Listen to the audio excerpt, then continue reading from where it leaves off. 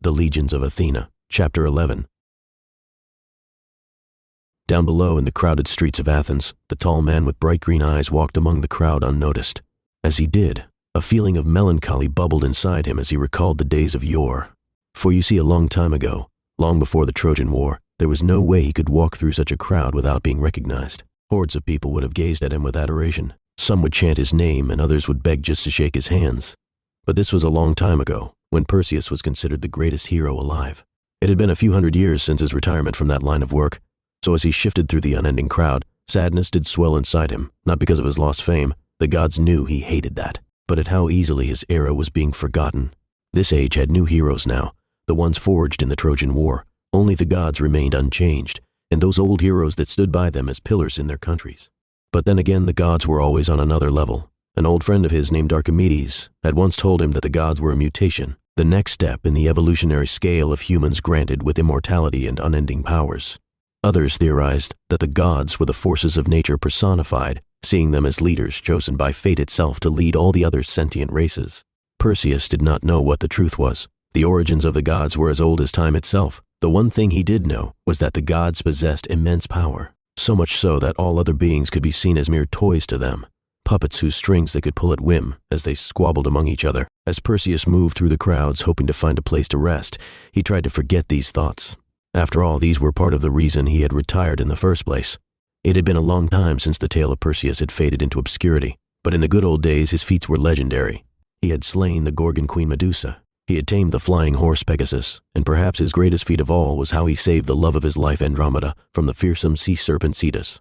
But his life had changed after marrying Andromeda. He no longer yearned for glory but only wished to live the rest of his life in peace along with her. But fate had different plans. For you see, in his adventures he had grown strong, too strong. His body had become immortal, a rare gift that would be cherished by most, but not Perseus. For you see, even though he was immortal, Andromeda was not. So he left his dreams of a quiet life behind and offered his services to one person who could help, the one being powerful enough to grant someone immortality. That is how Perseus became the champion of Olympus, the capital city of Jupiter, Zeus's kingdom. The god king had agreed that after his services for 30 years he would turn Andromeda immortal. Unfortunately, before being granted immortality, Andromeda met her end. She died giving birth to her son Perseus. Perseus did not want to be a champion after that. He had seen too much of the world of the gods, and he did not want his son to have any part in it. Years passed and Perseus grew up. Perseus trained him well. He managed to leave his post as champion, as the god king found someone stronger to take his place. He began devoting all his time for his son. Despite all his efforts, Perseus did not attain immortality. When his son turned 30, the age at which Perseus had turned immortal, he could not take it anymore. Dreading the thought of his own son aging and dying before his eyes, he left the civilized world behind to live the peaceful life he had dreamt of leading with Andromeda. Many years later, he heard news of his son's death and that of his grandchildren in successive years. But he did not return. He lived on his farm in a corner of the world with his immortal steed Pegasus. As it turned out, everyone wanted a flying horse, and they were willing to pay good money for it. People began to come from all over the world to his farm to breed their mares with Pegasus. Gradually, the legend of Perseus, the original hero, began to fade, and Perseus the horse breeder took its place. Then came the last of the great wars, ending with the Trojan War. The last of the few remaining kingdoms ruled by human kings were all in the Greek continent. At the end of this war, there were no real victors. Even though the united Greek forces defeated the Trojan armies, the continent was in ruins. Soon the remaining Greek nations were pushed into civil war. Finally, Zeus declared the Greeks were too violent to be left under human rule and sent his general to claim the continent, Dionysus, the god of wine. Today, the Greek continent no longer exists. The entire area has been united under Dionysus as the kingdom of Bacchus, with the wine god himself joining the ranks of the Olympian gods. The Trojan War had been the last significant turning point in history. It had also created something else for the world, a new breed of heroes. The stories of the great and immortal heroes of the Trojan War had even managed to reach the ears of Perseus. One name stood out among them and piqued the old hero's interest: Achilles. Achilles walked through the corridors in hoping to find Odysseus. Max's vision had just raised the probability of what he feared to a great extent. If that was true, then this was no time for a festival. He made his way through the stadium with haste and reached the topmost floor. This was where the control rooms were situated. This floor was completely dedicated to monitoring the Colosseum. Achilles headed to the main control room. The room was filled with high-tech computers with over a dozen monitors. These monitors displayed live broadcasts from all around the arena. Every inch of the arena was covered. The front of the room had a glass panel similar to the one in the suite below. He found Odysseus leaning over and viewing one of the monitors. Daedalus and Icarus were also there alongside almost 20 workers. He stepped up to Odysseus and said, "We need to talk. Just a moment.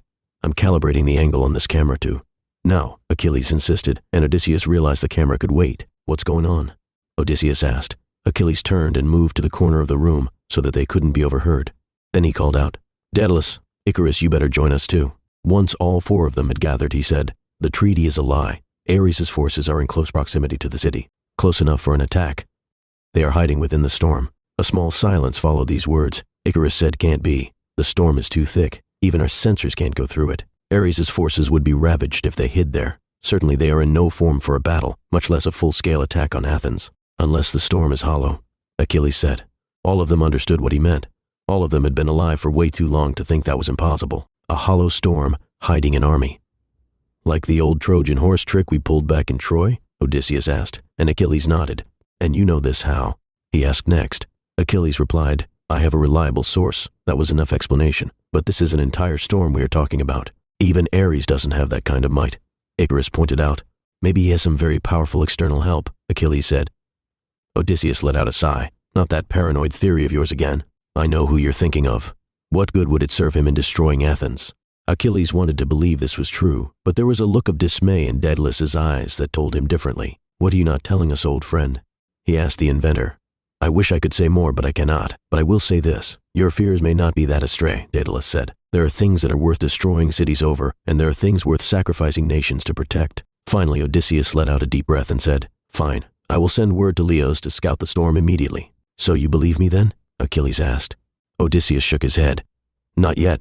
But when 2 of the smartest people I know have the same instinct, I would be a fool to ignore it. In that case, I will join Leos in the front lines with a couple of my men," Icarus said. "My son, you don't have to," Daedalus began, but Icarus cut him off. "Trust me, father. With the sun god paying us a visit, I'd rather be in the hellish storm than remain here to greet him with flowers." With that, Icarus opened the front window panel and took to the skies again, soaring away from sight. The Legions of Athena. Chapter 12.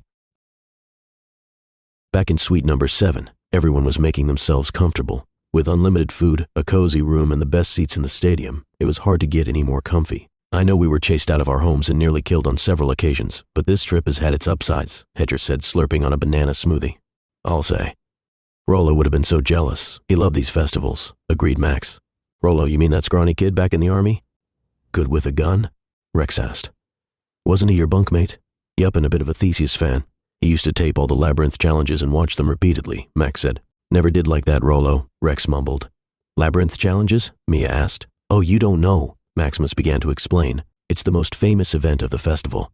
You know how the entire Minotaur race has a grudge against Theseus, right?" Rex let out an angry snort, but Maximus ignored him. "Well, the Labyrinth challenge is like the official stage to settle that score.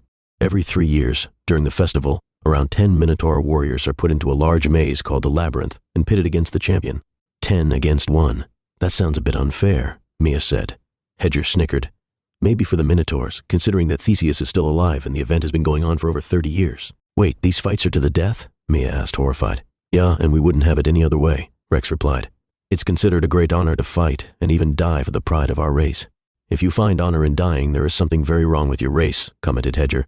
Rex started muttering about breaking his stupid pigeon neck. "In any case, Theseus has never lost, and I think this is the 11th Labyrinth challenge." 11th? That means he's killed about 100 Minotaurs, Mia exclaimed, amazed. "And many more outside the arena," Rex said. "They don't call him the Minotaur Slayer for nothing, and the challengers are reducing in number every year. Heard they got only 8 this year." "Rex?" Maximus said, a bit worried. "You're not planning to try your luck again, are you?" Rex shook his head. "You don't gotta worry about me. I may be hot-headed, but I'm not stupid. I've learned my lesson, and it's gonna take more than just this new arm to take down that monster." Maximus had heard a lot of tales of how Theseus ravaged Martian soldiers in the battlefield. When Minotaurs started calling someone a monster, that was not someone you would want to encounter. Achilles returned after a while. Maximus was sure he had acted on the voice's warning. Even though he badly wanted to know, he couldn't ask in front of everybody. Since Achilles did not offer an answer, he felt that it was a topic best left untouched. About half an hour later, they were deafened by the loud sounds of trumpets. The Panathenea festival was about to begin. They all took their seats to get a complete view of the arena. The Colosseum, a large circular stadium that was able to house over 80,000 viewers. Not even a single seat was vacant. People from different races and countries and all walks of life had gathered to witness the grand opening of the festival. Even the loud trumpet noises were deafened by the crowd's cheering as a large stage began to rise at the north end of the Colosseum. Fireworks burst in the sky. Loud music and dances followed till the stage had completely risen and revealed itself. A 300-member orchestra began playing the Minervian national anthem. Almost the entire stadium fell quiet, with most of the people standing and singing along to their anthem. Maximus was amazed by the patriotism the people had for their country. This was definitely not the case in Mars. Citizens obeyed out of fear rather than respect. He remembered when the Martian national anthem used to be played in the trenches, barely anyone would be listening. They would be lucky if some drunk wasn't puking at the time. After the anthem, a portly man took over the stage. The stage itself was decorated elegantly, filled with white pillars with olive branches creeping onto it and sculptures of owls with their wings spread out. The man adjusted the microphone and began speaking. Maximus recognized him from the banquet. He was as Athena's assistant, Dalton. Soon he began to speak. "Good afternoon, one and all. Welcome to the prestigious triennial Panathenia Festival. Before we commence, allow me to first invite our just and glorious ruler to the stage. I present to you our queen, Athena, the goddess of wisdom." Athena walked onto the stage, tall and graceful as ever. She wore a long flowing white gown with a very light print of olive leaves done in silver that would have made a bride envious. She had her hair tied into a complex bun and wore a simple platinum necklace along with an elegant matching tiara. She was also flanked by 2 men on either side. Accompanying her on the stage is none other than the leader of the Minervian army, our very own General Odysseus, and the champion of Athens, Theseus. Dalton continued. The 3 especially powerful individuals stepped onto the stage and waved and smiled at the crowd who clearly loved them. Half of Dalton's words were drowned by the loud cheering of the crowd. Athena came forward and sat on one of the 4 large chairs placed in the center of the stage. Maximus expected Odysseus and Theseus to take the seats beside her, but they did not. Instead, Theseus went ahead and stood behind Athena like a bodyguard. Odysseus, on the other hand, smiled and waved for a bit more and left the stage entirely. This did quip Max's curiosity as to who the other 3 seats were for. Dalton began to speak again. It was a long and tedious speech. He spoke about the history of Athens, its glory, and so on. Nearly 2 minutes in, not a soul was paying attention, but Dalton seemed genuinely unaware of this. He kept at his well-rehearsed words like a donkey pulling an empty cart. Luckily, Maximus and the others did not have to sit around listening to it. Instead, they decided to get more acquainted with the food counter. Even Achilles had begun meditating again. The doors opened and Odysseus entered along with Daedalus. He took one look outside and said, "In the name of Hades, is that man still going on?" Odysseus said, clearly annoyed, "Every year, I tell him to keep his bloody speech short, and every year he ignores me." Achilles opened his eyes and said, "Are you not needed with the goddess?" "What for?" "Our duties have been dealt with, and Theseus is there in case of any unexpected events," Odysseus said, taking the seat beside Achilles. Daedalus, on the other hand, joined Maximus in making a sandwich. "Try the lamb deer. It is cooked to perfection," Daedalus recommended to Mia, carving up a large piece for himself. "No thanks, I'm vegetarian," she said politely. "Oh yes, you're a nature magic user," Daedalus said with a smile. "Channeling the energy of nature does require a strict diet, which is why I prefer runes and spell circles. Never could go a week without bacon." While Maximus could only think about how Daedalus managed to get his weekly bacon, when the only food he had ever seen in the castle was colored goop, Mia seemed excited. "Do you practice?" she asked. "Magic? No, my dear. I'm afraid that does require a certain degree of skill one has to be born with," Daedalus said. "But I do enjoy dabbling in the art of alchemy." Mia nodded to this. "I've never met an alchemist before. Heard it's a hard trade to master." Daedalus chuckled and said, "Oh, I am no master, my dear, but I do find it useful." He then revealed the necklace he was wearing, which was filled with oddly shaped rocks and pendants. It also had a small metal cube in the center. "Why, just the other day this little trinket helped me to counter a rather unexpected sleep spell." Soon the 2 of them started talking about crystals and transmutation circles, none of which Maximus understood. So he decided to move over to something more his taste, and began stuffing his face with pastries along with Hedger. From outside, the crowd began to cheer again.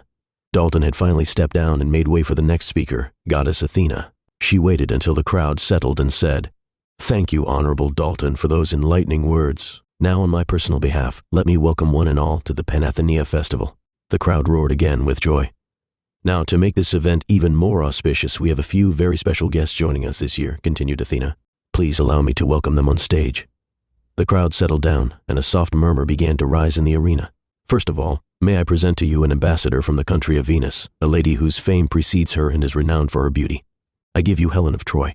The crowd went wild as a slender figure walked onto the stage. The lady in the flowing green and gold gown walked elegantly towards Athena and greeted her with a kiss on each cheek. As the cameras focused on the newcomer and showcased her face across the giant screens, the only thing that passed through Max's head was, holy crap, was she hot. Her face was perfection. with dough-shaped blue eyes that seemed to shimmer as she smiled with her light pink lips. Her high cheekbones made her seem almost sculpted. Her bright blonde hair that almost seemed to be made of actual strands of gold were straight till the edges where they formed light waves and rested on her shoulders. Maximus used to wonder how one woman could cause the entire Trojan War, but now he kind of understood. A sharp punch from Mia brought him back to reality. "What did you do that for?" Max asked.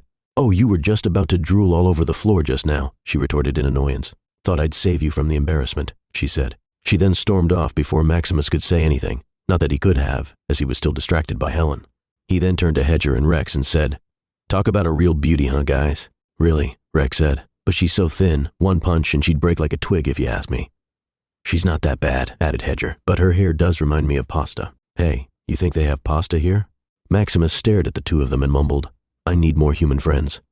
A few feet away, Achilles was glaring at the stage with dislike. "So she's here as well?" he said. "The face that launched 1,000 ships," said Odysseus, "and now advisor and apprentice to goddess Aphrodite, along with her husband acting as champion." Achilles closed his eyes to meditate again. Seeing her awakened old memories. He was afraid that it might give rise to something far worse. "Are you all right, old friend?" Odysseus inquired. Achilles opened his eyes to see a look of concern on the general's face, and he felt a pang of guilt for making his old comrade worry. Odysseus had enough on his plate without one of his outbreaks. Achilles forced a smile and said, "Not my favorite celebrity, I am afraid." "Neither mine," Odysseus admitted with a weary smile. "But at least you didn't have to greet her with flowers like I did. Another perk of being general." Daedalus had just come over and sat beside them with a bunch of bananas. "Why so gloomy, you both? It's a festival. At least try to have fun," advised the inventor. He then handed each of them a banana. "All that food on the table and you chose bananas?"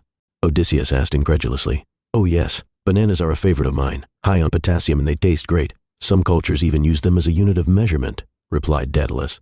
Achilles decided to accept the old inventor's advice, but declined the fruit. Helen had taken one of the seats on stage. Athena began to speak again. "Next we have an ambassador from the Neptune Seas and its capital of Atlantis, the general of the mighty Admiral Poseidon's naval fleet, Triton." The crowd seemed much less responsive when the blue-skinned merman stepped onto the stage than when Helen had appeared. Triton seemed even less happy to be there. He had a scowl on his face and didn't even bother to greet Athena. He headed straight for his seat. He still had his large conch-shaped gauntlet on his left arm, which rested on his lap. Once the soft but polite applause had ended, Athena began to speak again.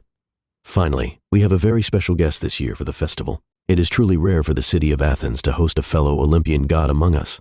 But I am delighted to say that this year we have such an honor. Without any further delay, please welcome a god that needs no introduction, Apollo." The crowd went insane at these words. There erupted applause and effusive shouts of greeting the sun god. But no one came onto the stage, and slowly the applause started to fade, out seeing as no one had appeared yet. There was a puzzled murmur in the crowd. Suddenly, flash. A large, bright white flash of light had engulfed the entire stadium, blinding everyone within it. Once the light had dissipated and people began to regain their sense of sight, they saw a man floating in midair at the center of the stadium. They say the expression "the body of a god" came into use with Apollo in mind, and with good reason too. The only word truly capable of describing him was perfection. Every curve and every muscle on his body seemed to be molded flawlessly. His face somehow managed to look gentle and exotic at the same time. His eyes had golden pupils. His hair was long, wavy, and stroked back up to his shoulders. The bleach blonde hair seemed to move slightly in the wind, but never really getting tousled. He wore khaki pants and a fluffy white full-sleeve shirt with the top 3 buttons opened to reveal his smooth and chiseled chest. Even his clothes fluttered in the wind, making the sight of him even more exquisite. He slowly descended down to the stage and greeted Athena with a slight bow and kissed the hand she offered for a handshake. Then he turned to the crowd and raised his hand in greeting, and the crowd loved it. "Look who's drooling now," Maximus teased. Mia finally tore away her stare from the sun god and mumbled, "Oh, shut up." The explosion of cheering continued, till Apollo took a seat beside Helen. The entire crowd still had their eyes transfixed on the stage, but Maximus, on the other hand, was watching his mentor from the corner of his eye. He could feel that Achilles wasn't his calm self now, even though his face showed no indication of this. He, however, instinctively grabbed onto his metallic knee a little too tight. Odysseus seemed to be thinking along the same lines as Max as he was quick to offer his old comrade a drink, which Achilles accepted with a clearly forced smile. "Don't worry, I haven't grown fangs yet," Achilles said half-jokingly. But Maximus felt there was something more to it. The rest of the ceremony was an event none of them would ever forget. The first was a play that depicted the birth of the city of Athens, and various other important events of Minervian history as well. The play ended with an enactment of the great battle between Athena and Arachne. Arachne had many names while she was still alive, the most common of these being the Weaver, or the Spider Queen. Centuries ago, when Athens was still a young city, Arachne was a very powerful and influential witch. Her power was so great that people began to say that it could even rival the gods. Whether or not these claims held any truth, Arachne and her ever-growing followers believed it blindly, so much so that the Spider Queen began boasting that she would be a better ruler for Minerva than Athena. Soon, a civil war broke out within the country. But it was not a long war, as boasting of possessing godly powers and having actual godly powers was not the same. The war ended in a month with Athena personally ending Arachne's life on the battlefield. Today this battle is often retold as a children's fairy tale, but the war is replaced by a weaving contest between the two, and Arachne's death is replaced with her being turned into a spider. Athena had earned the name the goddess of war after this. Not only had she crushed her opposition with entirely, she did so without even losing a single battle during the war. Various musical gigs follow the play. Talented dancers representing dance forms from various corners of the world entertained the audience further. Odysseus had left by then, as he was part of the next event. It was common for countries to showcase their military strength during a festival, and Athens was no different. This would be even more crucial at the time of war, as the morale of the country depended on it. The Minervian army had 8 legions, each one specialized in a certain form of combat. This varied from infantry to armored tank platoons. Maximus remembered being briefed on this back in the army, but he had never paid much attention. Maximus had never been to the front lines. Unlike Rex, he had spent most of his time stationed in remote outposts or in the capital. He had been in battles, but not a full-fledged war. Therefore, learning about the Minervian forces was not a priority. But he had recently discovered that the 8th Legion commanded by Icarus was the Athenian Air Force. Soon drums began to roll a tune Maximus was familiar with. It was the tone he had marched along to, back in the barracks. He expected soldiers to come marching through the gates, but nothing happened. Then, high up in the sky, something streaked past the arena, visible only for a few seconds: the Athenian Air Force, the single most feared air unit in the continent, and probably the greatest advantage Minerva had in the war against Mars. Even though the helicopters didn't stop, they did drop something into the arena. As they got closer, Max realized they were people with large bags on their backs. At first he thought they were parachutes, but then, "Jetpacks," Hedger shouted as the men began to whirl around in the sky. They danced around flawlessly as Daedalus chuckled, saying, "Designed them myself. Couldn't let Icarus have all the fun." After some flawless aerial maneuvering, they all landed in a synchronized pattern along the side of the arena as the announcer shouted, "The 8th Legion." The other legions followed. The 7th Legion, the heavy vehicle division. Rows of tanks and armored trucks entered the arena. The 6th Legion, these consisted of the medical and engineering officers of the army. The 5th Legion, the cavalry and scouts. They rode in on lighter vehicles such as the jeeps and motorcycles. The 4th Legion, the vanguard.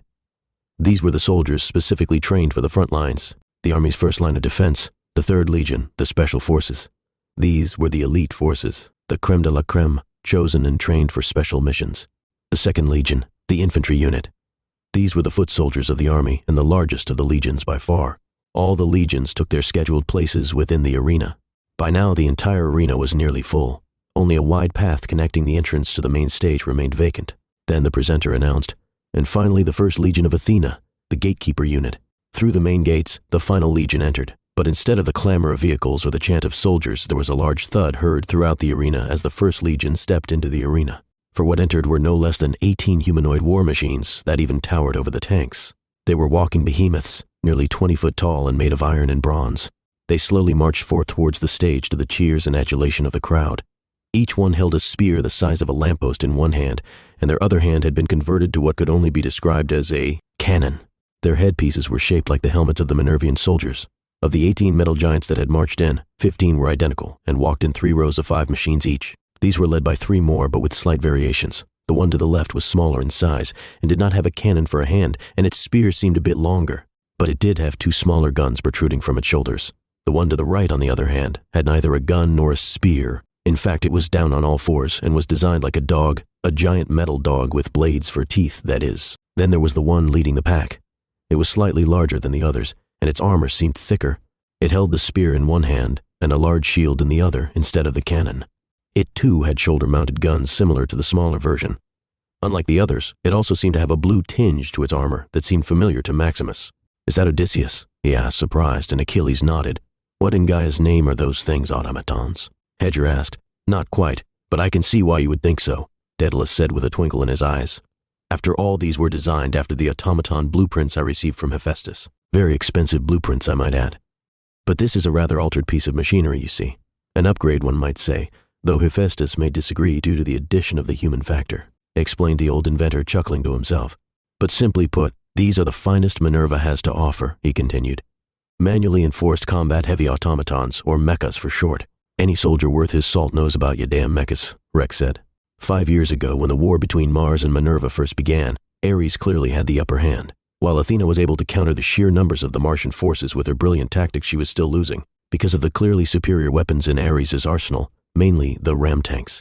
Having faced a ram tank personally and come out alive within an inch, Maximus knew exactly how devastating the vehicle was. These mechas were their answer to that, Rex continued. One of these could easily handle an entire tank battalion. What? An entire ram battalion? Max asked, shocked. A ram battalion usually consisted of 3 to 5 ram tanks along with a few lighter support vehicles and infantry units. Taking down one of those was preposterously hard. Yes, very true, the mechas did balance the war effort, but sadly they had a fatal flaw, Daedalus said. Energy. When the rest of the group gave him a confused look, he began to explain. Well, you see, the mecha units are powered by specialized energy cells known as the quantum core. These quantum cores can only be recharged by the quantum reactors situated within the city, the same reactors that power the Aegis wall. I still don't see the problem, said Mia. Well, you see, my dear, the mecha units require an exorbitant amount of energy, and once that is depleted, they are just, well, oversized hood ornaments, Hedger completed. Precisely, Daedalus said with a weary smile. In order to replenish their cores, they must be returned to the city, which is not an easy task. Therefore, the units are in a way chained to the surroundings of the city itself. Mia let out a low whistle and said, Well, that sucks. This should give you an idea why the war is in stalemate, Achilles pointed out. Ares is able to push past the boundaries with ease. But once they reach near the capital city, they have to deal with the mechas, Maximus concluded. Daedalus nodded to this. Precisely. It is also because of this reason they are called the Gatekeeper Unit, as they literally guard the gates of Athens. As Maximus watched the giant mecha units salute the goddess Athena, it dawned on him just how impregnable the city of Athens really was. The Legions of Athena. Chapter 13. The opening ceremony had just ended with a spectacular display of fireworks. Night had set in, and the crowd had begun to pour out of the Colosseum. The mood was loud and festive as everyone exited the arena. Near the gates, an elf woman tried with all her might to calm her baby. The thunderous noises had scared the child, who was now crying as loud as her little lungs could. The mother was starting to feel embarrassed by this. The elves were a quiet race known for their logical thinking. They considered public display of emotions as rudeness, even if it was just a baby crying. Unruly children were frowned upon by the elf community, and their behavior reflected on the mothers. The other elves in the crowd had begun to glare at the child and her mother in an insulting manner. The mother began to move hastily through the crowd and accidentally bumped into 2 men, one of whom dropped the bag of salted poppy seeds he was munching on. He turned to face the lady and her crying infant. The elf started to apologize as one of the 2 men, an older, rather sickly-looking gentleman in a dark gray suit, looked at her with great annoyance. But luckily, the other man merely smiled and told her it was all right and pulled his friend away. But before he left, he snapped his fingers and incredibly the baby fell fast asleep. Before the elf woman could say anything, they had already disappeared into the crowd. But even though the 2 men had escaped the lady's gaze, another pair of eyes still watched them. They belonged to a cloaked figure standing unseen in a nearby alley and soon receded into the shadows. Maximus and the others were still in the Colosseum. Hedger's complaints on the rather mundane food habits of the castle had not fallen on deaf ears, so Odysseus and Daedalus had arranged dinner for them at the suite instead. Maximus peered outside the window to see the arena nearly empty. Only the cleaning crew stayed behind, doing their duties and preparing the place for tomorrow's events. Events that he would be a part of. He gulped nervously as he gazed at the arena. Initially, after the clash with the Tyros, he'd been raring for a battle, but on the eve of the fight, he realized what a stupid and unnecessary endeavor he had taken up. Daedalus had explained the Owlet's tournament to him. It would be fought between the 8 Tyros and 8 outsiders, usually mercenaries in a battle in which one fighter remained standing. Only this time it would be 7 Tyros and 9 outsiders instead. Although the battle was not to death, contestants had lost their lives in the past or been severely wounded. The Tyros did it for the glory alone, but if a mercenary won, they were rewarded richly instead. That being said, Daedalus had also mentioned that the reward had never been claimed since the beginning of the Owlet's tournament. Once dinner was served, everyone sat at the table. Marinated chicken steak with oyster sauce was served to everyone except for Mia on account for her being vegetarian. She was served a stew called ratatouille instead. The food looked and smelled divine, but Maximus just couldn't seem to find his appetite. "What's wrong, Maxie? Yeah, barely taking a bite," Rex inquired. Max looked up quickly. "Nothing. The food is great. Just not hungry, I guess." "Worried about tomorrow, Ten?" Odysseus asked, to which Max just gave a worried smile. "Relax, would you?" Hedger said. "You can beat them easy." Although I have seen firsthand the great skill with which Maximus fights, I would not call the task ahead easy, Daedalus said. He's right, Rex agreed. Even though the 16 of you will enter the ring as individual fighters, make no mistake. The Tyros will act as team to take out the outsiders first, and only then will they turn against themselves, securing the glory of the country before their personal glory. It's the smart thing to do, Mia chipped in. It's what the tournament is for, really, Odysseus explained. The Tyros have a lot of experience fighting as a team and against each other during training, and this is where they put that to the test. The other contestants are only added to make the event more unpredictable. These words were not helping Maximus. If anything, it made him feel worse. His chances of winning seemed less than zero, especially when he was just the equivalent of a prop in a play. Maybe we should try some encouraging words, people, Hedger said, looking worriedly at Max. I mean, look at it this way. At least you'll get a few strikes at Elisha and her goons. Plus, I heard there's a reward if you win. What is the reward anyway? Mia asked. 50,000 golden drachmas, Daedalus replied. There was a dead silence at these words. Maximus stared at the old inventor, not daring to believe he had heard that right. Hedger said, 50,000 gold pieces. Hedger said, flabbergasted. Yes, drachmas is the actual name of the currency in all the Olympian countries you know. But yes, they are called pieces commonly, I suppose, Daedalus said. Drachmas.pieces. However you want to call them. The winner gets 50,000 of those? Hedger asked incredulously, to which Daedalus nodded. The sprite then turned to Max, grabbed his face, and said, Maxie, you gotta win. Odysseus said, smiling, win or lose, take it in good sport, Max. I'm sure you will do well. But please do not underestimate our Tyros, especially Elisha. Even without her mecha, she is a very capable warrior. It took a moment for Maximus to register what he had just heard. Mecha? Is she part of the gatekeeper unit? Rex asked. Odysseus nodded with a nervous smile and said, I thought you knew. She was right beside me during the festival. But that would mean the one who trained her was, Mia said. Except for Daedalus and Achilles, the rest of them looked at Odysseus, who said, That's right. Elisha is the Tyro of the First Legion, and therefore personally trained in combat by me. Maximus felt as if an anvil had just been dropped into his stomach. She's your student? He said weakly. Great, he thought to himself. Not only were there going to be people in the arena with a personal grudge against him, but their leader just happened to be trained by Odysseus. Odysseus realized that this revelation had really taken a toll on Maximus. Personally, he thought Elisha and the other Tyros would wipe the floor with him, but he still felt sorry for the kid.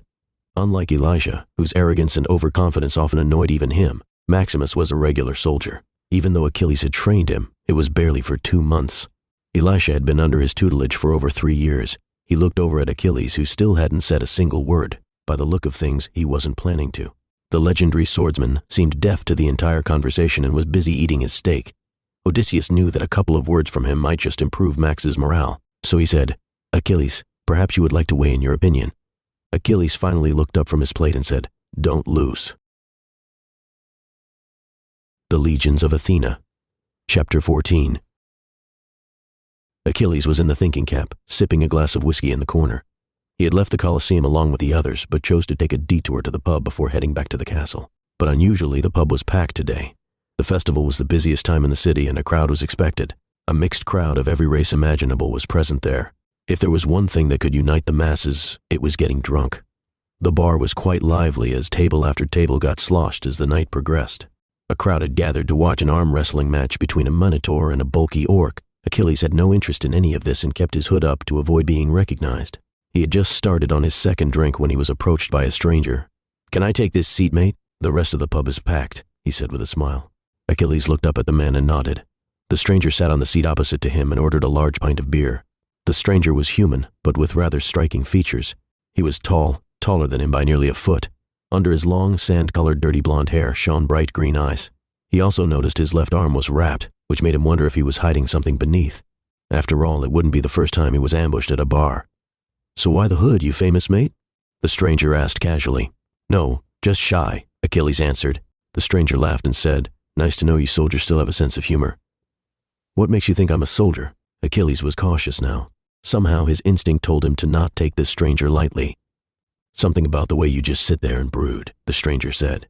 And I find that most people with a metal leg had the real one blown off in some war zone. Achilles smiled at this. Well, you are right about that. But I'm not a soldier, at least not anymore. That was a long time ago. Ah, so the hood is to hide your grays then. Easier than dyeing it, I suppose, the stranger deduced. Achilles gave a polite smile. After chugging down half a mug of beer, the stranger asked, So what were you back in the army? Specialized in close combat vanguard, Achilles said. A frontliner then. I always have a lot of respect for the vanguard. Always the first to see battle. Not a lot of you survive, though, the stranger observed. Achilles nodded. So what was your weapon then? Swords and spears, or were you lumbering around with something less conventional? The stranger asked. Swordsman, Achilles said, taking a sip. The stranger was overjoyed to hear this. Ah, good man, birds of a feather, you and I. Next round's on me. When the next couple of drinks arrived, the stranger asked, So tell me, were you good with a sword? Achilles couldn't help but smile at this. I'm all right, he replied. Well, that's no good, the stranger said. Frankly, I wouldn't mind a duel with a proper swordsman, but you have to be pretty skilled not to die at my hands. Achilles was used to men bragging about their skills, but there was something about the confident way this stranger stated the fact. He didn't sound boastful, but almost sad that there was no one worth fighting. You sound like you think you might be the best swordsman out there, Achilles said. Oh, I would like nothing more than to prove that, but that would mean taking down the man who currently holds the title. You do know Achilles, don't you? I've heard of him, Achilles replied. Of course, who hasn't? The stranger continued drinking more beer. But he's dead, Achilles said, wondering if there was more to the man sitting in front of him. Well, there is a rumor doing the rounds that he's still alive and kicking, the stranger said. I hope he is. Wouldn't mind testing my mettle against him. Achilles saw the seriousness in the man's eyes. The stranger genuinely believed he could take him on. Not worried about going against a legend? Achilles asked. Not really, the stranger said with a smile. I think he's just overrated along with the rest of the Trojan war heroes. You see, they were lucky. Cameras had just been invented before the war, so a lot of people got to see them in action. Videos of the war can be seen even today. Personally, I think there were stronger warriors before Troy. Achilles took another sip and said, So you mean like Hercules? Hoping to shift the topic away from himself and Troy. Oh no, not Hercules. He's more monster than man. Even the gods are worried about that one, said the green-eyed man. Then perhaps Perseus. He did hold the title of the strongest swordsman before Achilles, Achilles suggested. The tall stranger with the green eyes smirked at him, among many others. But yes, I do believe Perseus would be quite a match for any Trojan hero. A strange silence followed, as the two men went ahead and finished their drinks. The stranger then got up and said, Well, it has been fun chatting with you, my hooded friend, but I must leave. Got to be up early tomorrow. I have an errand to take care of, he said. Achilles bade him goodbye, but before he left, he turned and asked, Who do you think would win in a battle between Achilles and Perseus? Achilles thought for a moment and said, I guess we will never know. The green-eyed stranger gave him one final smirk and said, I guess we never will. The Legions of Athena, Chapter 15. It was 3 hours after midnight, and the city of Athens had finally fallen asleep. Even the late-night parties and events held by the city to keep its massive population of tourists entertained had ended by now. The streets, which had been left littered with garbage, were being cleaned by robots and self-operating garbage trucks. Other than a passed-out drunk on the pavement, there were only 2 other people in the streets now. One wore a dull gray suit that even a mortician would find dreary, while the other wore a green t-shirt with a cartoon image of a sphinx asking, Why did the chicken cross the road? Anyone who saw them would agree that Charon and Hypnos made an odd duo. You know, maybe we should make our garbage system robotic, Hypnos said. Charon, who was busy doing accounts in a little book as they walked, responded with little interest. We have zombies. They work just as well. But that's the thing. They're zombies, Hypnos argued. Sometimes they add a bit of themselves to the garbage they're collecting, and don't tell me it's not in the budget. Pluto is the richest country in the world. It's not a matter of money. It's not necessary. The zombies have been working fine for hundreds of years, and they work for free. Well, it's not like they're smart enough to form a union, Hypnos muttered.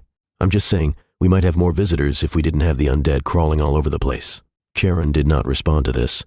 What little interest he had in the conversation had disappeared completely as a dark figure appeared at the end of the street. Is that? Charon said. Oh yeah, Hypnos replied and readied himself for an attack. He knew that the attack was certain. He just didn't know from which direction. In the blink of an eye, the figure disappeared. Here it comes, Hypnos thought to himself. Was it from the left or above? No, from behind. The god of sleep turned, and he was right. The cloaked figure was behind him. But before he could do much else, he took a knee right to his stomach. Instinctively he used his sleep magic, which would have left most men unconscious, but this one was unfazed. The man in black then grabbed Hypnos by the collar and punched him hard on the face, which was enough to put him on the ground. Before the sleep god could get back on his feet, the man in black had a large sickle to his throat. All right already, Hypnos said, more annoyed than concerned. You win. Are you happy now, brother? Hypnos was used to this. While most brothers welcomed one another with a hello or a hug, his routinely tried to kill him instead. Once his brother had removed the scythe-shaped blade from his throat, he got up. Was that really necessary? Hypnos asked. His brother did not respond. He just stood there wearing his long black hooded trench coat. Not even a bit of skin was seen. Everything on him was black, except for his helmet. The helmet, in complete contrast, was white as a skull to be precise. It was shaped like a skull, too. He wished that his brother's helmet's relations with skulls ended there, but he knew better. The helmet had been forged with the bones of many dead beasts and men, all of whom his brother had slain himself. The helmet had been forged with dark magic that heightened his senses as well. There was a rumor within the underworld that he could even tell if a person was lying because he could hear their heartbeat. And Hypnos knew it was no rumor. The scythe blade on his arm was not ordinary either. It was made from the rare black metal from the bottom of the river Styx, the same metal that was used to forge the armor of Achilles and the staff of Lord Hades. But the man in black was infinitely dangerous even without all this. After all, he was the leader of the 5 capo regimes of Don Hades. Thanatos, the god of death. Slow, weak, disoriented, Thanatos finally assessed and turned to greet Charon. Hypnos knew what these words meant. It was his brother's evaluation of how he had defended himself moments ago. In the countless times he had received these reviews, never had he heard a positive word either. What a surprise, Hypnos barked. You're late. You know that. Guess nobody's perfect. Charon silenced Hypnos with a sharp look and then turned to the death god. You were asked to arrive in the city before the ceremony, were you not? Charon asked. As I did. But I felt staying in the shadows would prove to be a better strategy, just in case. Charon nodded to this and said, Then you are aware of all the high-level variables within the city? Triton, Helen, Apollo, informed Hypnos. In addition to Athena's own council, of course. Yes, Achilles is here as well, Charon added. He might prove troublesome for our alliance. He was never fond of us, and Athena does not take his words lightly. Thanatos nodded and said, I have reason to believe Perseus is here as well. Charon's eyes widened at this. Thanatos didn't become the leader of the Capos without reason, and his information was never wrong. Are you certain? Charon asked, and Thanatos nodded. Perseus? I thought he retired. Last I heard he was breeding Pegasi in the middle of nowhere. Hypnos wondered. Maybe he's just visiting the festival, he guessed. I doubt such coincidences take place in the world. If anything, someone with a lot of pull brought him out of retirement. With so many powerful players on board, this should be an interesting festival, Charon said. Hypnos did not like any of this. Charon was not particularly strong, but he more than made up for it with his cunning. That had earned him a lot of respect in the underworld, and his absolute loyalty to the Dawn was unquestionable. But there was something amiss about this mission to Athens. When Charon had asked to accompany him here, he did not think much of it, but now it seemed the city had a lot going on under its surface. Somehow Charon was unfazed. I also wish to report on my mission in Vulcan, Thanatos said. The Darvan Mafia known as the Dirt Picks has been dealt with. This was the first time Hypnos was hearing about this. He knew his brother had been on a mission for nearly a month, but he didn't know the specifics. Define dealt with, grilled Hypnos. As in they no longer exist, Thanatos replied coldly. I don't suppose you showed them the error of their ways and converted them to upstanding citizens of society, did you? Hypnos continued. Shut up, Hypnos, Charon said. You may continue. How many victims? 174, Thanatos said with no emotion, as if killing over 100 people in a month was monotonous news. No loose ends then, Charon stated. No witnesses, I presume. 2, Thanatos said. Both of them were surprised by this answer. Hypnos knew his brother to be a very competent man, and it wasn't like him to leave witnesses. On the off chance that he was seen, they were usually added to the pile of victims. Care to explain? Charon asked. 2 children were being held as prisoners in one of their bases. I did not find it necessary to kill them, Thanatos replied. Hypnos was relieved to hear this. So you don't kill children. It's nice to know you draw the line somewhere. I have killed children before, but only when necessary, the death god said coldly. Hypnos grew furious at these words. When was it ever a necessity to kill children? He fumed. Hypnos, that is enough. We have more important matters to discuss than work ethics, Charon interjected. I agree, Thanatos said. I have a question myself. Why the annihilation of the Dirt Picks now? I learnt that the Avenger was given similar missions of removing smaller mafias in other countries as well. Think of it as a safety precaution, Charon advised. The winds of change are upon us, and when it forms a storm and hits our ship, I do not want to be worrying about the rats below the deck. He really does like the name ferryman, Hypnos thought to himself. Charon always did give cryptic answers like this, and they always had something to do with boats or water. But Hypnos was surprised to hear that more of the capos were sent on similar missions. Why was I not informed of any of this? Hypnos demanded. Because the information does not concern you, Sleepwalker, replied Thanatos. Sleepwalker was his code name within the ranks of Hades. All the capos had one as to keep, their identities a mystery like Avenger, but Hypnos did not like his own brother calling him that. It made it feel as if all they had been through before joining Hades was forgotten. Sorry I asked, Reaper, he said, gritting his teeth. The reason you weren't informed was because the orders weren't official, Charon replied. Hypnos' eyes widened. The orders were not from the Dawn? No, I gave them myself, Charon admitted. Hypnos was finding the situation more confusing by the minute. Taking out the smaller mafias is certainly a beneficial move for them, so why do it behind the Dawn's back? Because of the Queen, Karen answered, seeing his suspicious look. The queen would not like it if her husband sanctioned a massacre. Hypnos laughed at this. Now he got it. So the Don did give the orders, only in secret. This way our enemies are dealt with, and the Don keeps his word to his wife about being more peaceful. Karen gave a sly grin at this. I will be punished for my actions, of course, suspended from my duties for at least a month. More like a vacation, if you ask me. Hypnos retorted. If we could move on, Thanatos interrupted. What are our orders now? Sharon started walking back again in the direction of the luxury hotel they were staying at, and the other two followed. We wait and watch, Karen said. But only in shallow waters. With so many sharks in the sea, it would be best if we didn't swim too deep. Again with the stupid ferryman quotes, Hypnos thought to himself as the three men from the underworld began to fade into the darkness. The Legions of Athena, Chapter 16. Maximus awoke early the next day, but he had barely gotten any sleep. It had been late by the time Maximus and the others had returned to the Owl's Nest. All of them except Achilles, who had left them at the arena entrance stating he fancied a midnight stroll, which Odysseus was not happy to hear, and Maximus knew why. He was pretty sure that his master's little walk would end in a pub of some sort.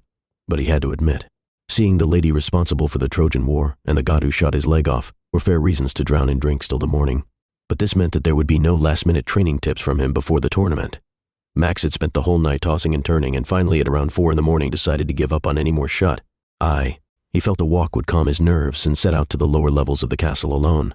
Since Achilles had returned, their house arrest within the West Tower had been lifted, but all of them preferred not to explore too much of the castle due to the rather unwelcoming attitude of the locals. They seemed to have a special distaste towards Maximus in particular, since he was elected to fight in the tournament.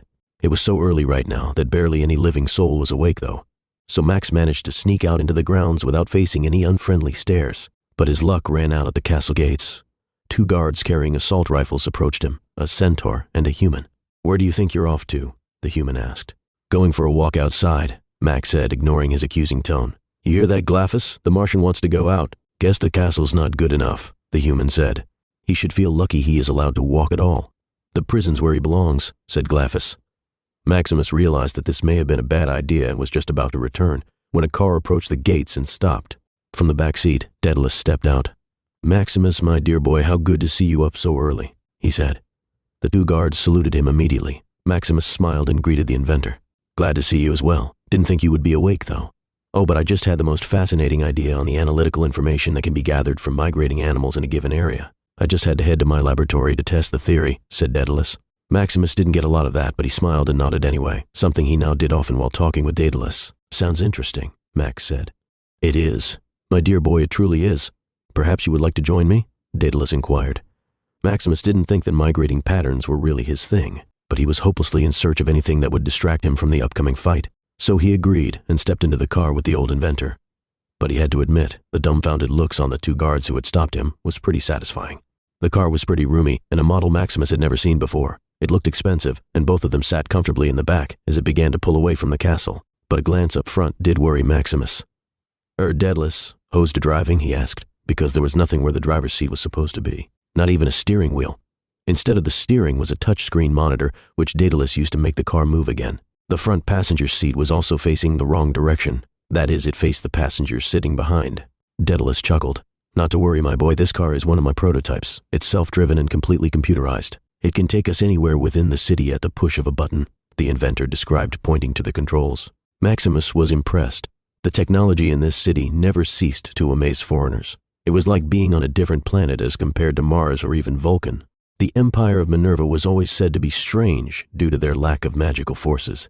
Now he realized that they didn't need a lot of magic, not when they had their much more stable tech backing them. This city is amazing. I can't imagine any place on Earth that's better sustained, Maximus said as they passed through the city. Even though there was pandemonium on the streets yesterday, the entire place was spotless already, all neat and tidy like it had just been built. Daedalus agreed. True, Athena does run her capital like a well-oiled machine, but you are too easily impressed, my boy. In my long life that has lasted well over a century, I have had the pleasure of visiting innumerable places. Honestly, some overwhelm even the prestige of Athens. Maximus found this hard to believe. He used to live in Mars's capital of Thrace, and though the city was much bigger than Athens, the city was also a brewing pot of mayhem. Even though Ares kept his castle and its surroundings pristine, the further you moved away from them, the more rotten the city turned. Compared to that, the entire city of Athens seemed very balanced. So where are we headed? Max asked. To my laboratory, well, one of them anyway. I have a rather well-kept lab in the castle as well, but the one we are headed to is my primary one. Some of my experiments require quite a large amount of space, or may be ill-advisable to be conducted near living organisms. So it is best to conduct them further away from the city, Daedalus said, to which Max returned a nervous smile, suddenly regretting his decision to join the old inventor on his morning drive. Soon the buildings began thinning, and they were riding along more open space. Maximus could still see the dome-shaped Aegis barrier above them, but it was starting to get closer to the surface, and he realized that they were heading for the very edge of the city limits. After nearly half an hour, they finally reached their destination. A single 3-storied building stood, surrounded by nearly an acre of dry grounds on every side. The car came to a halt at the gate. "Welcome to my humble abode, Maximus. This is where most of my ideas have come to take form," Daedalus said. The two of them walked in on a paved path towards the building. "As you can see, this facility provides me with ample space for conducting my experiments without disturbing the public. It is quite spacious inside as well, with each floor devoted to a particular area of interest," Daedalus elaborated. "The building itself is fully automated, of course, in a manner similar to the castle. Further, it has a rather advanced security system, as some of my inventions are quite valuable and admittedly dangerous in the wrong hands," explained the scientist. As they approached, the front doors opened automatically. Maximus was expecting a sort of scientific research facility, and knowing Daedalus, he expected it to be a bit messy, but the place was a disaster. He had seen garbage trucks more organized than this. But on a closer look, it wasn't just disorganized. It was downright ravaged, and Max's instincts told him something was amiss. He turned to see that Daedalus was as pale as a ghost. "Maximus," the inventor whispered, "the lab has been compromised," he gasped. Max drew his sword on instinct. "What's going on?" he asked as Daedalus dashed to the other end of the hall, followed by Max. All around them were anarchic scenes of a battle. There were pieces of broken equipment and shards of glass everywhere. Large broken tubes leaked out green liquid to the floor and sparks flew from the computer panels. But what really caught Max's attention were the robots. These were attack drones, clearly the security Daedalus had mentioned before. All of them had been ripped to shreds. Long gashes marked the metal casing of each drone, and the guns they were fitted with seemed to have been ineffective against whatever it is that attacked them. A similar fate had befallen the sentry guns that were now hanging in pieces from the ceiling. But what worried Maximus was the fact that he could tell that all this damage had been done by a sword. They reached a room at the end of the hallway, the door to which had been slashed in two. They stepped over its broken pieces to enter an area littered with broken monitors and computers. "This was the security room," Daedalus said. He then went over and began fiddling with one of the desktops that seemed to have survived the devastation, and soon a monitor lit up. "This is Protocol Golf, Tango 40, Daedalus in command. Respond," he directed. Writing on the screen appeared, "Protocol initiated," Daedalus continued. "Contact the Owl's Nest." Another message appeared on the screen. "Communications disabled." Daedalus began to sweat. "Any security footage available?" he asked next. "None available," was the message. "What about the drones? Any security drones left?" he probed. Again the message repeated, "None available." Daedalus sat down with his head in his hands. "Daedalus, who could have done this? What were they after?" Max asked. "I do not know, but this is preposterous. Not only am I unable to contact anyone, but the drones were neutralized with such ease." Daedalus replied. "That should be impossible unless they were as skilled as Achilles," he reasoned. Boom. A loud blast interrupted them as the monitor they were using exploded. No, slashed into pieces. Maximus instinctively turned to where the attacker stood, but there was no one there. But then something glinted in the air, leaving Maximus with no time to think. So he lunged forward and attacked. His attack wasn't in vain as his blade came in contact with something invisible.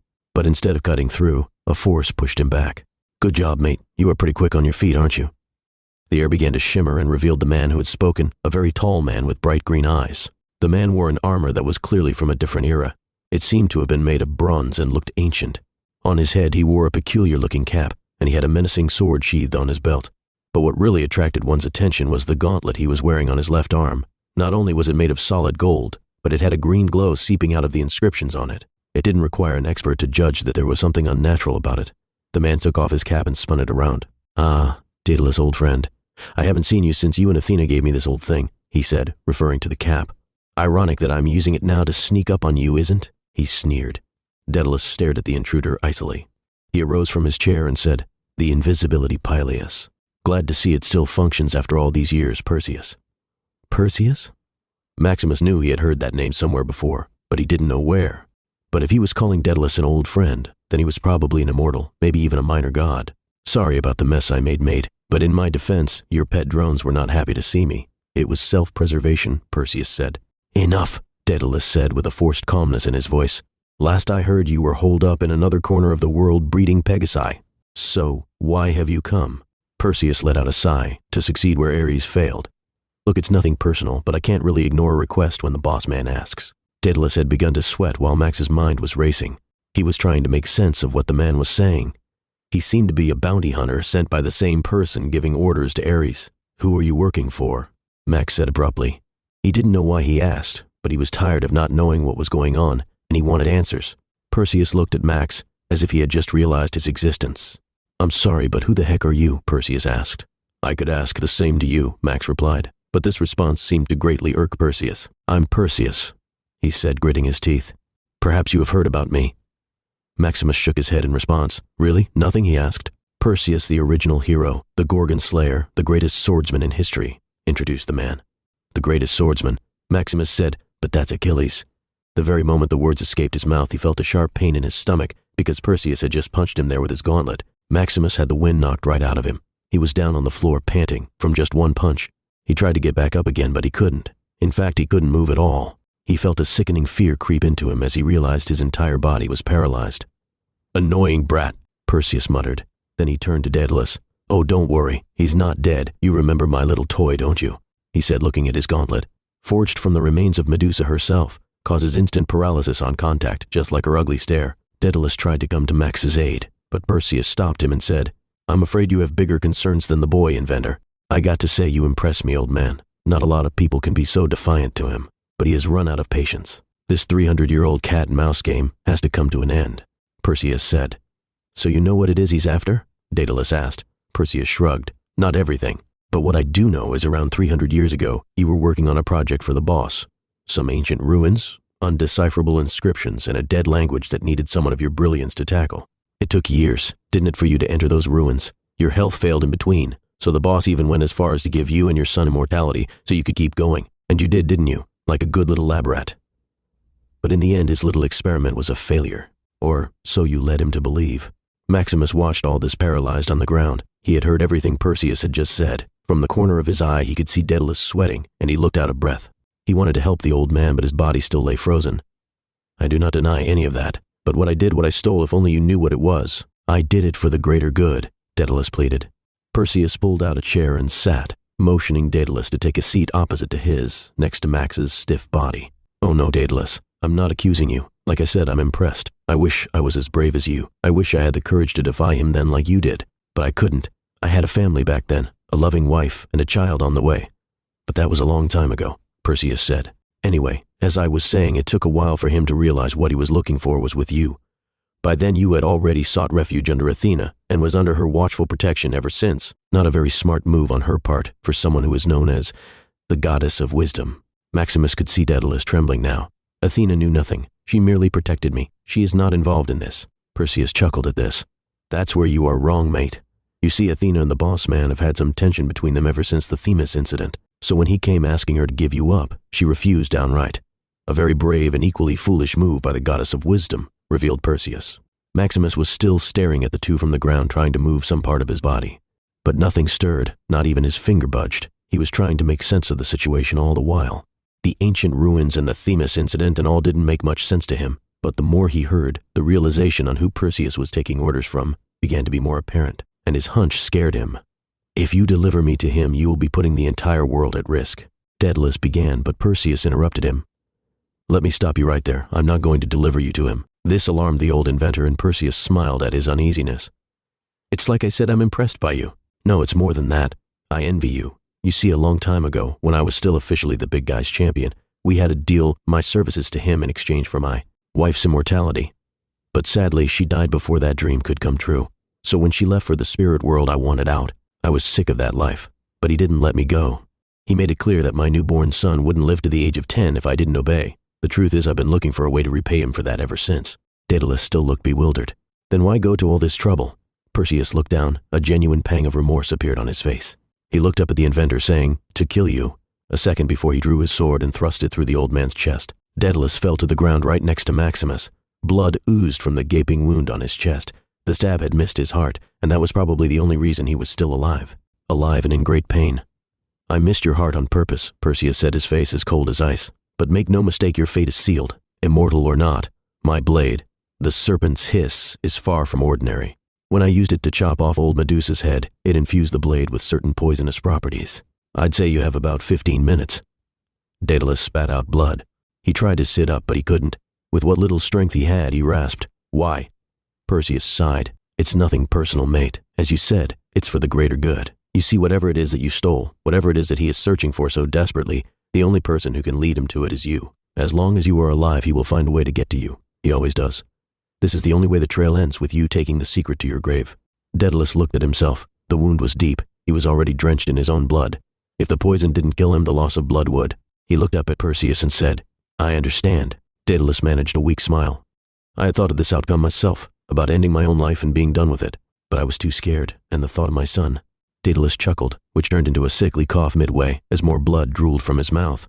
"It's funny. Even after all these years, I still think Icarus would be lost without me," he finally said. Perseus looked down at the dying old man. He did not enjoy what he had done, but he believed it was necessary. "I truly am sorry. I wish there was another way," he said. "I could end it for you now. The poison is quite agonizing." "No thank you," replied the brilliant scientist. "I have lived a comfortable life. I can manage a painful death." He then pointed to Maximus and requested, "But please spare the boy." Perseus gave the dying old man a final nod. Then, without another word, he slowly walked away from the two unmoving bodies. As he left the laboratory, he knew the graveness of his actions would haunt him. He also knew that now there was no turning back. The Legions of Athena, Chapter 17. Maximus just lay there unmoving as the horror unfolded before him, unable to move a muscle, unable to even flinch as Perseus plunged his blade straight through his friend. He still lay there now, staring straight at Daedalus as the inventor's blood slowly trickled to his paralyzed fingers. The only sign that he had witnessed the dreadful situation was the tears falling from his eyes. Daedalus lay there in agonizing pain. He could feel his life force slowly slipping away. He knew it would all end soon. He wanted nothing more than to close his eyes and wait for death to claim him. But he couldn't. He still had a responsibility. With what little strength he had, he turned to Maximus. "Do not weep for me, boy," he said, seeing the tears dripping down his frozen face.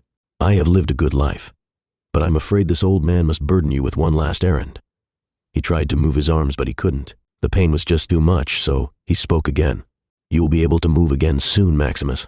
And when you do, there is something I need you to take care of. The necklace I am wearing, it has a small cube in the center.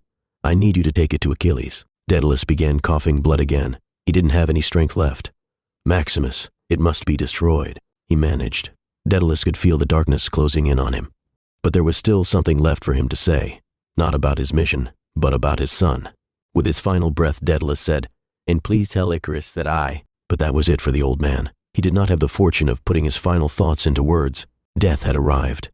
Maximus still lay there staring motionless at the body of his deceased friend, unable to help, unable to even comfort him in his final moments.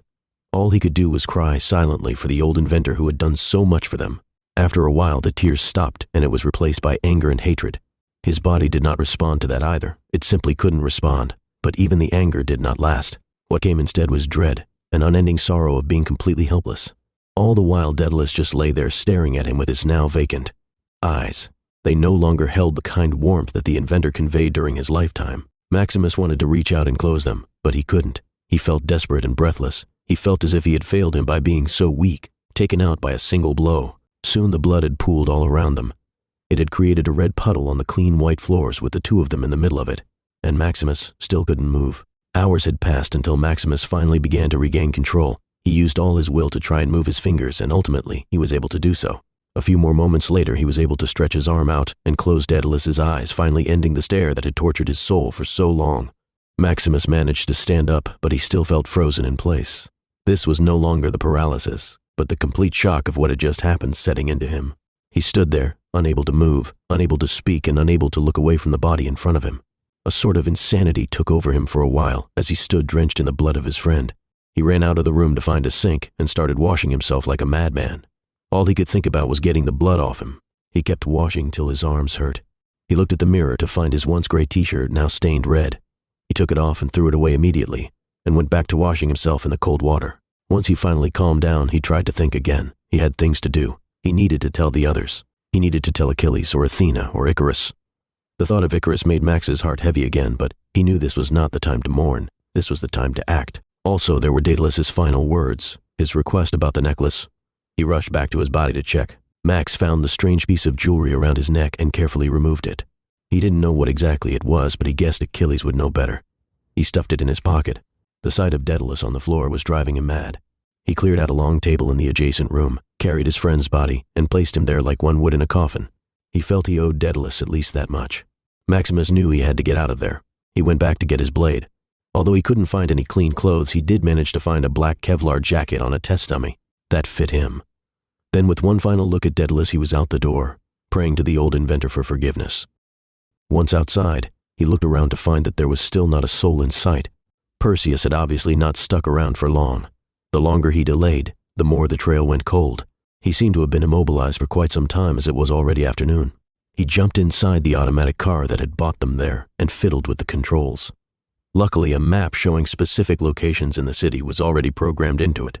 He first thought was to return to the Owl's Nest Castle, but then figured that everyone would have already left for the Colosseum by now and decided to head there instead. With a push of a few buttons, the car sped away at top speed. Maximus sat back and replayed the incident that had occurred.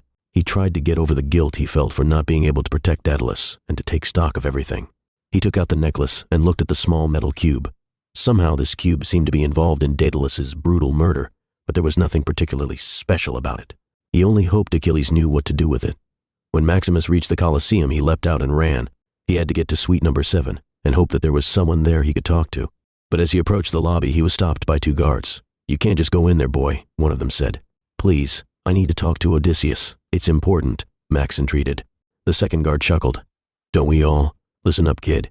We can't let every fan of the general into the arena because his autograph is important to you," he said. Maximus had no time to explain, but he had to do something. "Please do let him pass. It would be such a pity if he didn't enter the arena today," a voice spoke from behind Maximus. He turned to find Theo, the Tyro, standing there in full battle armor and a baton in each hand. He also had a large white bandage across his broken nose. "Admiring your handiwork?" he asked belligerently. "Listen, Theo, you have to get me to Odysseus. Something has." Max began to say, but Theo cut him short. "I get it. Chickening out, are we?" It took a few seconds for Maximus to realize he was talking about the Owlet's tournament. In all that had happened, he had forgotten that. He was supposed to take part in it. "Look, forget about the stupid tournament," Maximus replied. "I need you to do me a favor here." What Max had just said threw Theo into a fit of rage. "Stupid! You dare to brand this tournament we Tyros have worked so hard for as stupid!" Theo shouted. "And now you want a favor. I have been waiting to get back at you in the arena ever since you broke my nose, you filthy Martian, and there is no way I'm letting you weasel out of this just because you know Odysseus." Maximus was still stayed calm. This was no time to pick a fight, so he tried to reason with him. "Just listen to me." But he didn't even get a chance to finish his request, as Theo had just bashed one of his batons into his neck. Max felt a surge of electricity pass through him like he had just been hit by a taser. The Tyro's batons were no ordinary weapons. Max's legs gave in immediately and he was on his knees. "Take him inside," Theo ordered the 2 guards. "I want to finish this in the arena." Those were the last words Max heard before he blacked out. The Legions of Athena. Chapter 18. Mia and the others were up in suite number 7 again. None of them were in a very talkative mood. Achilles was meditating in his seat. Rex was pacing around restlessly while Hedger sulked in a corner. It was all because of Maximus. Mia herself was looking out the large window, staring at the crowds. She didn't know what she was hoping for, but she wished that maybe she would spot Max somewhere down there. When she and Hedger had gone to Max's room in the morning, he was nowhere to be found. They searched the entire West Tower with no result, but they weren't worried till it was time to leave for the Colosseum, and he still hadn't shown up. She had hoped that maybe he had gone there beforehand to get a good look at the arena, but she knew that kind of planning ahead wasn't his style. Once they had reached the Colosseum, they had all gathered downstairs in a hall to register for the Owlet's tournament. The 7 Tyros and the other 8 competitors were all present there. By now the participants had gotten wind that Maximus hadn't arrived yet. Mia overheard a few of the Tyros snickering that Max had gotten cold feet and was hiding like a coward. This annoyed Mia more than she cared to admit. She didn't know why, but she hated those Tyros for laughing at Max. The weird thing was she made fun of Max a lot, but this was different. She couldn't explain it, but she felt as if only she was allowed to pick on that idiot. Where the heck is he? She thought to herself. Mia couldn't believe that she was worrying about some stupid tournament, or about someone other than herself for that matter. Her life had been unpleasant to say the least. She was taken from her home at a young age and had escaped her captors only over a year back, but she was still not truly free. Her hand automatically moved to the hidden mark on her arm. The mark of the candle was much more than just some unpleasant tattoo. It was a symbol placed with great magic infused into it. It was how her captors had been tracking her all this while. So she had been running ever since she had escaped, and there was never any time to care about anyone other than herself. But things were different now. During her travels, she had never stopped searching for a way to remove the mark, but had always been unsuccessful. That was until she heard that the general of Athens sheltered any who escaped from that dreadful place she had been held captive at. And General Odysseus had helped. The witches and wizards at the Hams had taken her in and done what she thought was impossible. They had removed the magical properties of the mark, which meant she could no longer be tracked. They said they could remove it from her skin as well, but she chose not to do so. She wanted the mark of the candle there on her arm to remind herself all that she had endured. Mia tried to push all these thoughts away. She was free now, and that was all that was important. She decided to distract herself by looking at the main podium, which had only 2 chairs on it today. Just then, Odysseus came in and announced, "Good news, everyone. I just heard from downstairs. It seems they found Maximus." A sigh of relief filled the room. "Where the hell was that runt?" Rex demanded. "No idea," Odysseus said. "Didn't get a chance to see him, but one of the guards sent word that he had arrived and had been taken to the arena gates as to prepare him for the tournament. You can ask him personally after the match." "I'll do more than ask him, I'll tell you that." "Running around sightseeing in the last minute," Rex grumbled. The mood had gotten much lighter in the room now that they had found Max. Mia thought it best to change the subject. "Now that we located that idiot, we can relax. So how come there are only 2 chairs on stage?" she said. "Ah well, only Helen of Troy and Athena today, I'm afraid. Both Apollo and Triton have already departed," Odysseus answered. "Really? They came all this way, and they're not even staying for the festival?" Hedger asked. "Frankly, it's a miracle Triton even set foot in Athens at all. Relations between Athena and Poseidon are strained to say the least," Odysseus said. "As for Apollo, he is an Olympian god after all. He does have a country to run." Mia noticed Achilles had stopped his meditation at the mention of Apollo's name. She was sure Achilles wouldn't miss the sun god one bit. "What about Daedalus?" Mia inquired. "Will he be joining us?" Odysseus scratched his beard and replied, "Well, I haven't seen him all day, but that's not surprising. He really is not a fan of the fighting bouts. Knowing him, he's probably cooped up in one of his labs away from all this commotion." With that, all of them settled down as the Owlets tournament was about to begin. At the same time, far away in the outskirts of Athens, even outside the limits of the Aegis Wall, near a large saltwater lake, a majestic white-winged stallion stood grazing in the field. Perseus spotted his trusty steed from a mile away. He was hoping to get away from Athens before any further complications arose. That, however, was often impossible when the gods were involved. As he approached the lakeside, a figure appeared right next to Pegasus and began petting him.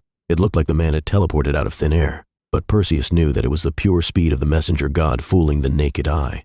Hermes turned to the warrior and said, "You're alone. Why are you alone? Don't tell me you failed to capture the old man." "In a manner of speaking," Perseus said sheepishly. Hermes was annoyed by this response. "When you told me to meet you here by the lake, I assumed you would have completed the job. In a way I have. Just not the way you had hoped for," Perseus clarified. "Daedalus is dead." The messenger god's eyes widened in shock. "What do you mean dead?" "Dead, as in no longer living," Perseus retorted, pleased with the response. "That tends to happen when I stick my blade into people. You killed him. You betrayed our benefactor," Hermes snarled through gritted teeth. "Well, I've been waiting for a long time to do so, for all the terrible deeds he made me do. But I didn't think that he would give me the opportunity himself." "Life is funny that way," Perseus said. His face had gone cold, and his hand was already at his sword's hilt, just in case.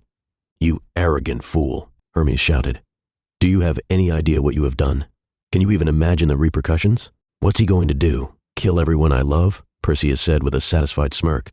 "Here's a newsflash. They're already dead. As for me, I welcome death." "Death? You think your punishment will be as simple as death?" Hermes said. "The last man who betrayed him now spends all of eternity having his insides eaten by vultures. He wasn't even some lowly demigod like you. He was a titan." But Perseus was well aware of the wrath he would have to face. He had taken some precautions of his own. "Well, he would have to catch me first," Perseus replied. Hermes laughed at this. "And what makes you think I won't take you to him right now? You think you or your flying horse is going to stop me?" "No, not us," Perseus said coolly, "but we are standing near water." It took a moment for Hermes to realize the threat, and once he did, he swirled around to face the lake. In the lake, 4 battle-hardened mermen were aiming their rifles at the messenger god.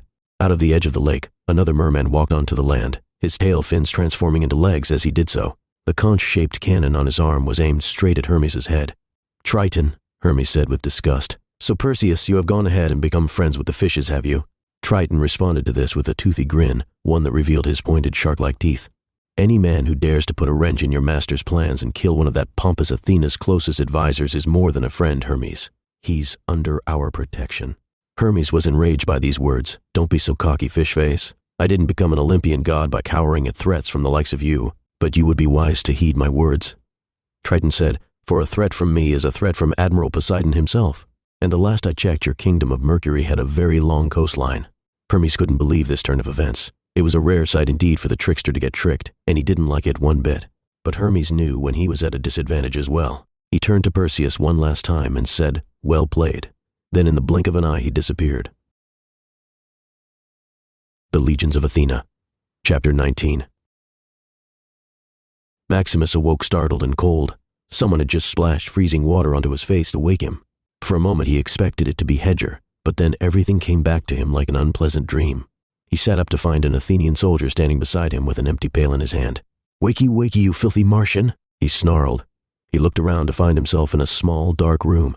It had no windows and a single bulb hanging from the middle, which was the only source of light.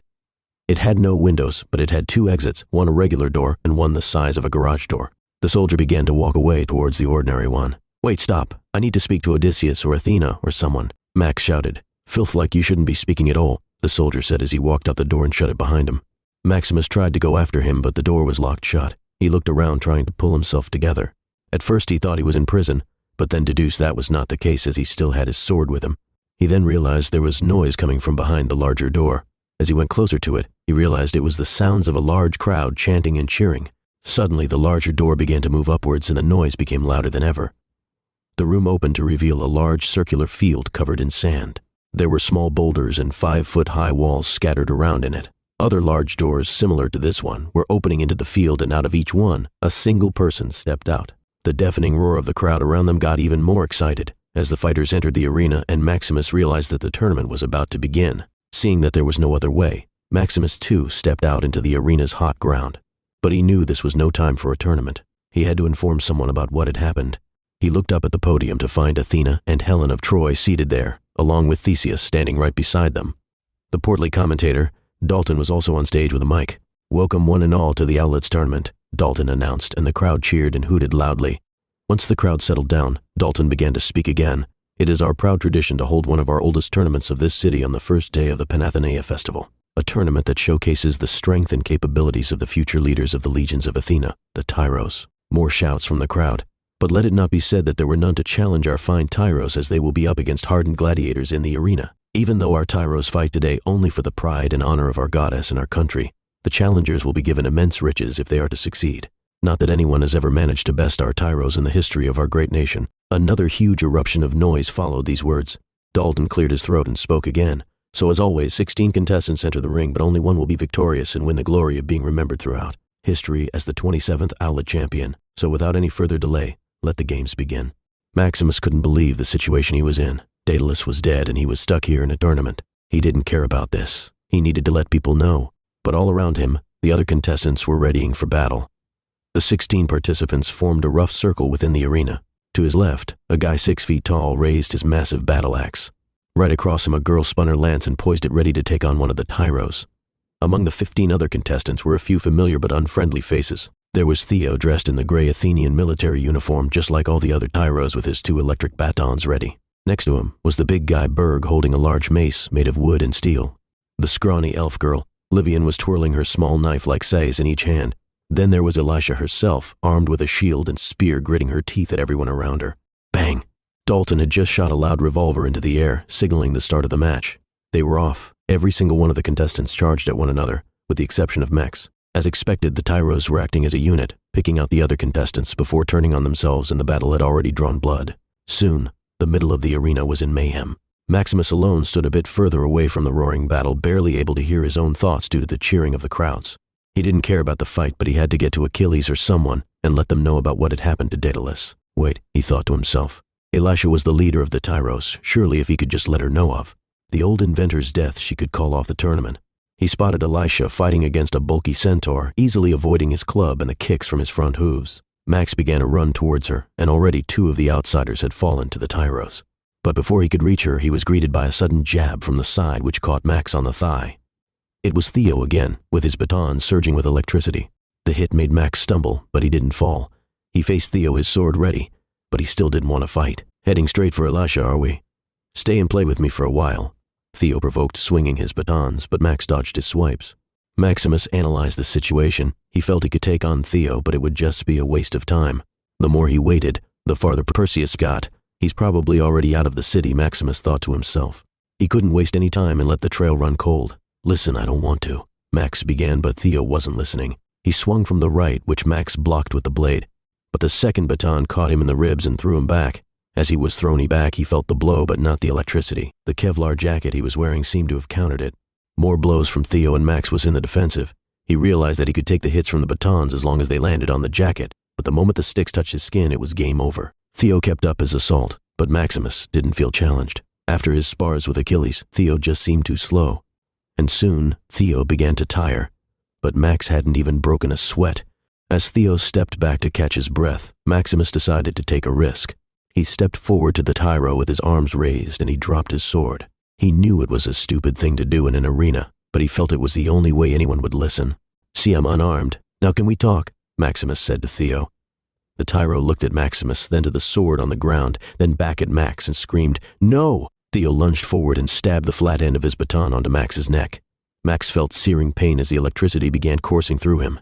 He was now down on his knees, but he still didn't lose consciousness. "Please stop," he begged, but Theo didn't pay heed. Instead, he brought his second baton to the other side of Max's neck and just held the two sticks there, and even more volts began surging through Max's body. Maximus screamed in excruciating pain. Around him, the crowd cheered. He was on his knees and in tears, but the crowd cheered on. He felt his body weakening and his mind slipping away, but the crowd still rooted for his opponent. Then silence.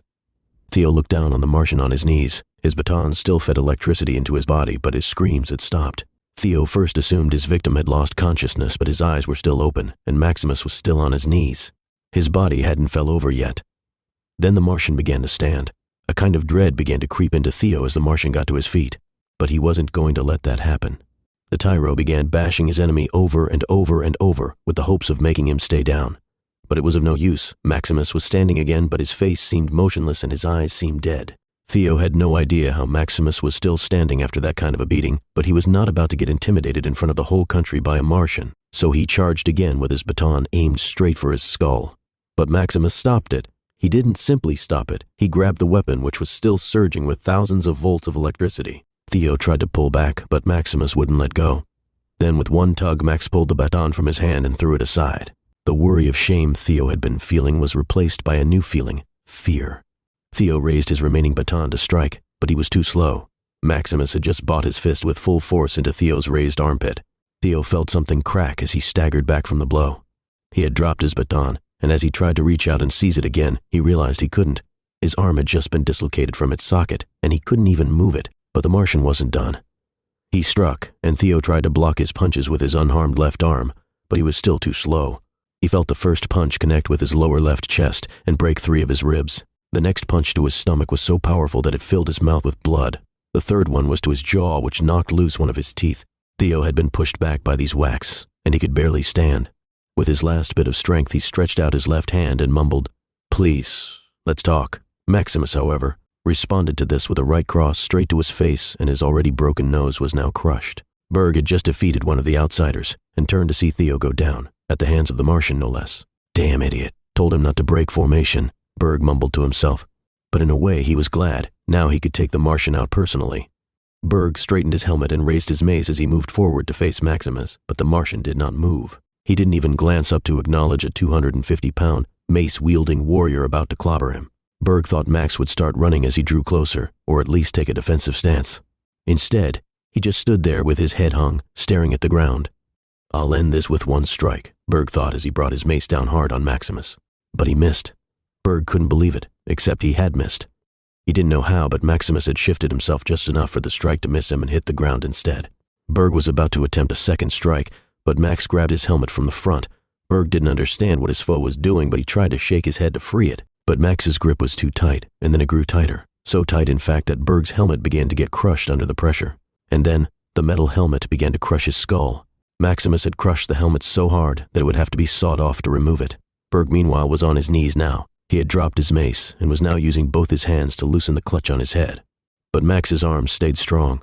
Then with one sudden swoop, he brought the enormous Athenian skull down to meet the ground, and the giant was out cold.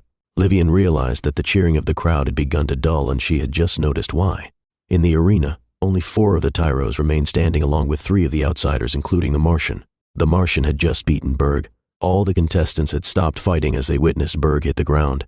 Livian couldn't believe it. Berg was the tyro of the 2nd Legion, the strongest fighter among them after Elisha, and seeing him overpowered so easily worried her. She and the other 2 remaining tyros looked to Elisha for guidance. "The 3 of you take him out," Elisha shouted. "I'll handle the others." She then went ahead to take on the remaining 2 contestants, leaving Livian and the others to deal with Maximus. "Attack him all at once." Livian ordered the 2 remaining tyros, and they raised their swords and rushing towards the Martian. But Maximus got to them first. Within the blink of an eye, Maximus had his hands around the necks of the 2 tyros. Then, in a feat of inhuman strength, he lifted both of them off the ground and began choking them. The 2 tyros struggled trying to escape, but it was no use. Livian watched as the 2 unconscious bodies of her comrades fell on the sands. She too was filled with an unexpected sense of fear. Livian readied her psi blades. She was the tyro of the 3rd Legion that specialized in more tactical missions. She was more used to fighting in the shadows than out in the open like the arena, using her wits and heightened hearing to her advantage. Unfortunately, right now she had no choice. The entire reputation of the 8 legions hinged on the tyros defeating this Martian monster. She was not going down without a fight either. She charged straight at Maximus with her sais ready to strike. She calculated that getting too close to him would be a bad idea seeing what she'd just witnessed, so she decided to attack from a distance instead.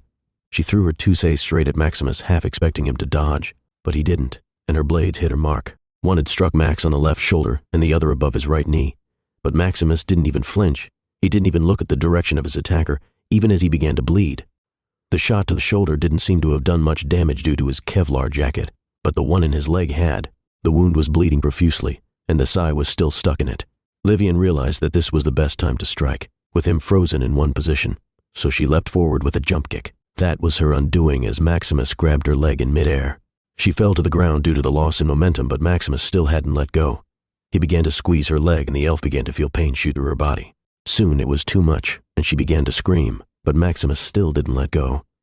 Instead, his grip kept tightening until finally the bone in her leg began to crack. Livian squirmed on the ground as the pain began unbearable, and with her last bit of strength she shouted to Elisha, "Help me!" before passing out from the pain.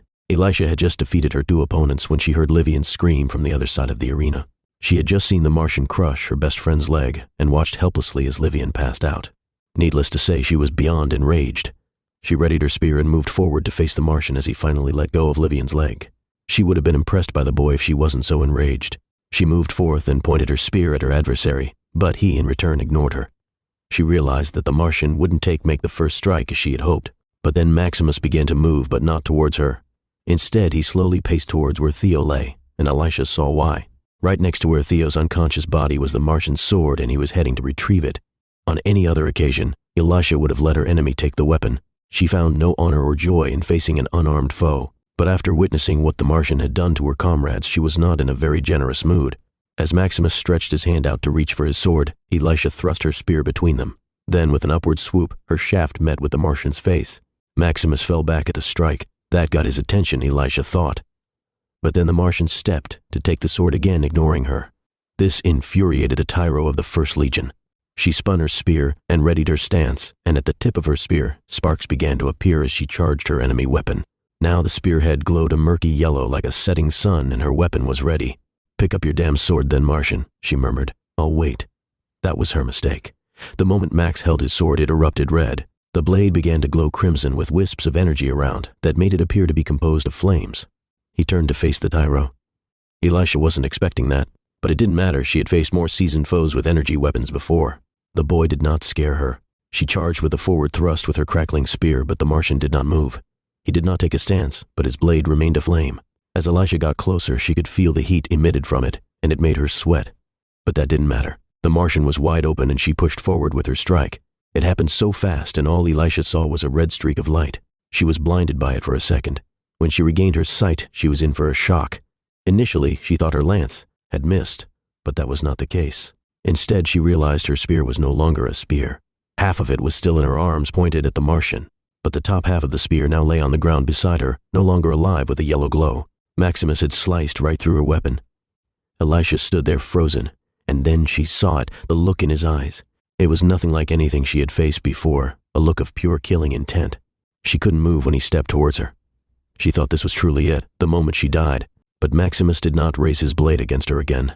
He did not even acknowledge her presence there anymore. Instead, he walked right past her, moving further away from the tyro and towards the main podium. Dalton the commentator fled from the stage, on seeing his approach. Of the two women seated, Helen of Troy looked nervous, her eyes darting between Maximus and Athena, who was right beside her.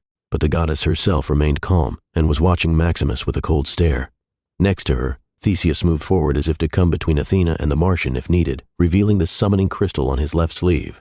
As Maximus reached the front of the stage, the entire stadium had gone silent, and all eyes were on him. But his eyes were transfixed only on Athena. Maximus took his blade and stabbed it into the floor and let go, which stopped the blade from burning red. Then looking straight at the goddess, he shouted, "Daedalus is dead." As the words escaped him, he fell to his knees, and tears filled his eyes. The Legions of Athena, Chapter 20. Far towards the northwest of the city of Athens, in the borderlands between the countries of Mars and Minerva, a great thunderstorm raged. The rocky wastelands that lay bridged between the two nations were being bombarded by rain and hail and deafening claps of thunder. The storm looked as though it stretched across the borders of the two countries, but this was a lie, for the eye of the storm was well protected from the tempest around it, as well as from preying eyes and other sensors. Here in the middle of the tempest, across 3 miles of land on which not a drop of rain fell, 80,000 soldiers of Ares awaited the orders of their war god. Floating above the battle-ready army, shading them in its shadow, was the war god's personal air fortress, the Aethon. The floating airship of red and bronze, it had enough firepower to take on a small army on its own, and acted as the war god's command center on the battlefield. Within the Aethon, above its command bridge, was a lavishly built war room used for strategic war councils and planning. It was a large room with a balcony out front that literally touched the sky. Within the room, on the large and imposing captain's helm that would put most thrones to shame, sat Ares himself, and he was not happy. The reason for Ares' dismay stood near the balcony, staring out into the stormy sky, wearing a well-tailored suit and winged shoes. What was missing, though, was the smirk that was usually fixed on the messenger god's face. He had just informed Ares about all that had happened to Daedalus and Perseus. The news more than soured the god's mood. "So the inventor is dead?" Ares asked once again, and Hermes nodded. Yet why is that washed-up traitor Perseus still breathing after such a betrayal? Ares raged. Hermes was getting tired of repeating himself. Because Poseidon's trident now watches over the said traitor. Ares roared in anger like a wild beast in pain, but no matter how enraged he got, it wouldn't change what had happened. This was not how it was supposed to play out, Hermes thought to himself.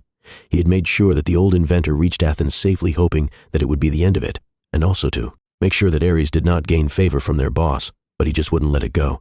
Perseus was expected to bring him back alive, and that would be the end of it, he had thought. But now there was no telling what their benefactor would do. After all, he was not used to being denied. "Does he know yet?" Ares asked, and Hermes nodded again. "Then what does he expect us to do?" Ares shouted, and Hermes didn't bother responding. A few tense minutes passed before a door opened, and Deimos, the god of fear, entered.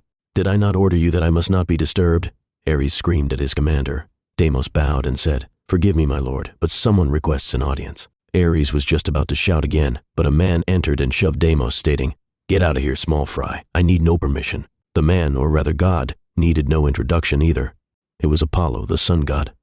Deimos bowed once again to his master and quickly left the room. Apollo closed the door behind him before saying, "Well, you guys screwed up. What in the name of Tartarus are you doing here?" Ares said, gritting his teeth. "Do you think I want to be here?" Apollo spat back. "I was enjoying a fine festival when I received word to deliver a message. So here I am staring at your ugliness, pig face." This was the last straw for Ares. He stood up infuriated. A crimson aura covered his body. His muscles began to bulge. His arms began to get bigger. But Apollo was not backing down either. His eyes lit up with sunlight and he was floating off the ground. His bow had appeared in his hand. The entire ship began to vibrate due to the intensity of their power. Hermes, however, was unruffled. He knew that they wouldn't strike. A fight among Olympian gods could shatter countries, and even these two weren't foolish enough to start a battle over nothing. "If you two are done flexing, I would like to hear the message you have brought us, Apollo," Hermes interrupted sternly. It took a moment, but the two of them backed down. Ares sat down again, muttering, and Apollo turned to Hermes. "Well, he's not happy," Apollo said. "Said the storm will disappear within the hour." Hermes did not reveal it, but hope filled him inside. If the storm ends, then it would mean Ares would have nothing to hide behind and would have to retreat to behind his borders. Ares, however, was outraged. "What? My army has been rearing for war. What does he expect of me?" Apollo let out a bored sigh. "You don't still get it, do you, piggy? The boss was only interested in getting his hands on the inventor. That is why he promised to take down the Aegis wall. Now that he's dead, he has no interest in your petty little squabbles." Apollo moved forward to take a seat and began going through some maps. "Then does he expect me to tuck tail and run?" Ares said through gritted teeth. It took a moment for Apollo to answer. No, as I said, he doesn't care. Which means he might not help you, but he won't stand against you either. He took a moment to see the confusion on Ares' face. Honestly, the only person he's angrier at than you two is Athena, you know, for protecting the inventor for so long. Hermes felt as though something heavy had just fallen into his chest. Which means Ares had figured it out as well. A sickeningly satisfied grin contorted his face as he continued. Now is the time to strike. Hermes couldn't believe it. After all the trouble he had gone to, in the end it didn't matter. Ares was going to march on to Athens. Hermes began to walk to the door when Ares asked, "And now where are you off to?" Hermes sighed and replied, "Back home, to Mercury. I want to be far away from here when the fighting starts." "Really? I was thinking of sticking around to see how it plays out," Apollo said. Hermes forced a smile at the sun god and said, "I'm afraid I have no interest in the matter. I don't care about the outcome or who the victor is or the glory of battle. War is war, and unless you're an arms dealer, war is bad for business." This has been a chapter from Book 2 of the new World Odyssey Series, The Legions of Athena. Links to the books in the bio. Thanks for listening. If you enjoyed this chapter, don't forget to like, share, and subscribe for more. Hit the notification bell so you never miss an upload. See you in the next chapter.